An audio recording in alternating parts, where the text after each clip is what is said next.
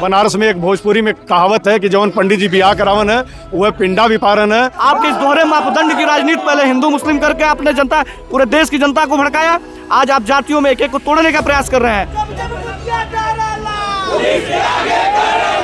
उनके हलक से यह बिल निकाल करके फेंक देंगे, हलक से निकाल करके फेंक देंगे। मैंने कहा कि यह बिल वापस होना बहुत छोटी बात है, मजबूर करेंगे तो उनको देश छोड़कर भागना पड़ सकता है। हम लोगों ने नरेंद्र मोदी जी को प्रधानमंत्री बनाया, कुछ नहीं मांगा, कुछ नहीं कहा, केवल एक मांग है कि 2026 यूजीसी कानून वापस।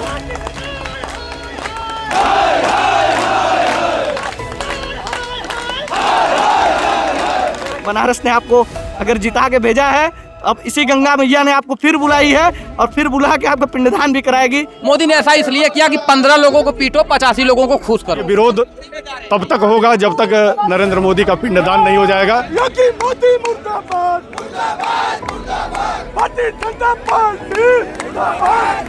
अब तक तो हम लोगों को टारगेट किया ही जा रहा था, अब इस यूजीसी कानून के जरिए हमारे बच्चों को टारगेट किया जा रहा है। भाजपा एक पार्टी थी, वहाँ अहंकारी राजा हो गया। अन्य पार्टियां, जितनी भी पार्टियां हैं वो परिवारवादी पार्टी है। उन परिवारवादी पार्टियों के ये नेता दास हो गए हैं, इसलिए बोल नहीं पा रहे हैं।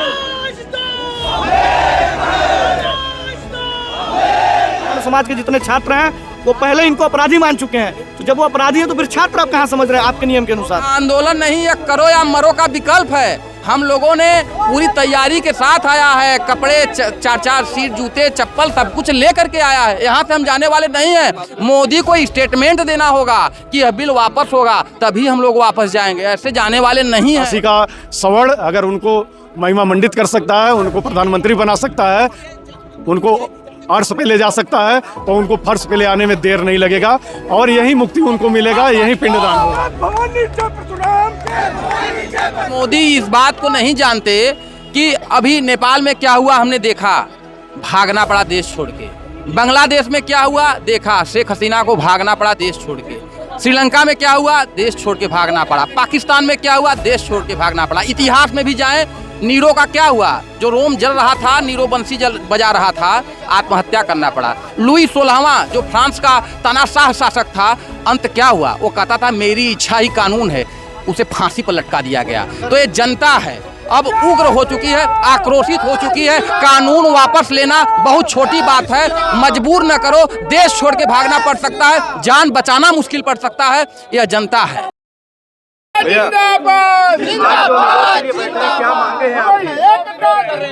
2026 यूजीसी कानून वापस हो, केवल एक मांग है। हम लोगों ने नरेंद्र मोदी जी को प्रधानमंत्री बनाया, कुछ नहीं मांगा, कुछ नहीं कहा, केवल एक मांग है कि 2026 यूजीसी कानून वापस हो, क्योंकि ये काला कानून है, ये देश को बांटने वाला कानून है। ऐसा कानून जो देश को बांटे, उसकी आवश्यकता देश में नहीं है। लेकिन उसका नारा है सबका साथ सबका विकास, तो ऐसा कानून आखिर क्या सोच के बुलाया? अब क्या सोचे क्या नहीं सोचे ये तो उनकी सोच है, मैं नहीं बता पाऊंगा। लेकिन हम जानते हैं कि ये गलत है और आप भी जानते हैं कि ये गलत है, पूरा समाज जानता है गलत है। आज ओबीसी वर्ग के लोग इनका विरोध कर रहे हैं, इस कानून का विरोध कर रहे हैं। हमारे साथ तमाम साथी हैं जो ओबीसी वर्ग से हैं, जो SC ST वर्ग से हैं, आज यहाँ धरने बैठे हैं। वो लोग विरोध कर रहे हैं कि ये समाज को बांटने वाला कानून है, ये कानून वापस होना चाहिए। बनारस में लगभग सारे जो बीजेपी के विधायक हैं, मंत्री हैं, उन लोगों तक आप लोग गए, उनसे बात की? हम उनसे देखिए, हम उनसे बात नहीं करेंगे। अगर उनके में थोड़ी सी नैतिकता बची हो, अगर नैतिकता थोड़ा सा भी बचा हो, तो वो खुद आए और बात करें। हमसे बात करने की आवश्यकता नहीं है। वो सदन में इस बात को उठाए कि ये वापस होना चाहिए। पूरे देश में इसका विरोध हो रहा है, तो सरकार को लगता नहीं कि अगर इतना विरोध हो रहा है तो उसको वापस ले लिया जाना चाहिए? ये सरकार अहंकारी हो गई है और उनका जब अहंकार सर पे चढ़ जाता है तो लोगों को विरोध भी समर्थन लगता है। तो ये विरोध तब तक होगा जब तक नरेंद्र मोदी का पिंडदान नहीं हो जाएगा। बनारस में एक भोजपुरी में कहावत है कि जौन पंडित जी बियाह करावन है वह पिंडा भी पारन है। तो काशी का नौजवान, काशी का स्वर्ण अगर उनको महिमा मंडित कर सकता है, उनको प्रधानमंत्री बना सकता है, उनको अर्श पे ले जा सकता है, तो उनको फर्श पे ले आने में देर नहीं लगेगा और यही मुक्ति उनको मिलेगा, यही पिंडदान होगा, ये कन्फर्म है। अन्य पार्टी जो बड़ी पार्टियां हैं, देखिए, उनका समर्थन आपको मिल रहा है कि नहीं? सारी पार्टियां आज चुप हो गई हैं। कोई पार्टी या किसी पार्टी का कोई नेता आज बोलने की हैसियत में नहीं है, क्योंकि वो पार्टियों के दास है, वो नेता नहीं है, वो पार्टियों के दास हो गए हैं। भाजपा एक पार्टी थी, वहाँ अहंकारी राजा हो गया। अन्य पार्टियां, जितनी भी पार्टियां हैं, वो परिवारवादी पार्टी है। उन परिवारवादी पार्टियों के ये नेता दास हो गए हैं, इसलिए बोल नहीं पा रहे हैं। पिछले दिनों ब्राह्मणों की जो मीटिंग हुई थी, उसके बाद से लगातार देखा जा रहा है कि बीजेपी उनकी सुन नहीं रही है। आपको क्या महसूस हो रहा है? हम देखिए, हम केवल यूजीसी, हमारी एक मांग है, यूजीसी वापस हो। आप कुछ कहना चाहेंगे? हाँ, ये काला कानून के विषय में कहना चाहेंगे। जो आप बोले नेता लोग कुछ बोले, वो नेता चाटुकार बन गए हैं, पार्टियों के चाटुकार, जो तलवे चाटने का काम करते हैं। जहाँ उनके लिए कानून उनके लिए मायने नहीं रखता, उनके लिए है कि सीट गद्दी मिली रहे, भले थूक के चाटना हो। वो लोग नेता ही चाटुकार उनको बोले, नेता शब्द हटा दीजिए आप अपने चैनल से। लेकिन उसका नुकसान तो उनको भी तो समझ में आता है। अरे नुकसान होता था, आप लोग मैदान में, उनका जमीन मत गया, उनको आत्मसम्मान ही नहीं है। जिसका आत्मसम्मान जमीन है, वो नेता नहीं चाटुकार होता। नेता वो होता है जो जनता का प्रतिनिधित्व करे, संसद में सांसद बन के, विधायक बन के। जब वो लोग चुप हैं तो खामोश, इसका मतलब क्या है? चाहे कोई हो, चाहे समर समाज की नेता ना हो, नेता नहीं चाटुकार। उनका नेता से नाम हटा देगा, चाटुकार बन गए वो नेता। क्यों लग रहा है कि आपकी आवाज नहीं सुनी जा रही सरकार को? ऐसा है कि यहाँ एक प्रश्न था आपका कि ऐसा क्यों किए मोदी ने ऐसा इसलिए किया कि 15 लोगों को पीटो, 85 लोगों को खुश करो, सीधा एक कारण है। लेकिन मोदी इस बात को नहीं जानते कि अभी नेपाल में क्या हुआ हमने देखा, भागना पड़ा देश छोड़ के। बांग्लादेश में क्या हुआ देखा, शेख हसीना को भागना पड़ा देश छोड़ के। श्रीलंका में क्या हुआ, देश छोड़ के भागना पड़ा। पाकिस्तान में क्या हुआ, देश छोड़ के भागना पड़ा। इतिहास में भी जाएं, नीरो का क्या हुआ, जो रोम जल रहा था, नीरो बंसी बजा रहा था, आत्महत्या करना पड़ा। लुई 16वां जो फ्रांस का तानाशाह शासक था, अंत क्या हुआ, वो कहता था मेरी इच्छा ही कानून है, उसे फांसी पर लटका दिया गया। तो ये जनता है, अब उग्र हो चुकी है, आक्रोशित हो चुकी है। कानून वापस लेना बहुत छोटी बात है, मजबूर न करो, देश छोड़ के भागना पड़ सकता है, जान बचाना मुश्किल पड़ सकता है। यह जनता है, अब उग्र हो चुकी है, पूरी तरह से अपना आपा खोने की स्थिति में है। क्योंकि अब तक तो हम लोगों को टारगेट किया ही जा रहा था, अब इस यूजीसी कानून के जरिए हमारे बच्चों को टारगेट किया जा रहा है, हमारे बेटियों को टारगेट किया जाएगा।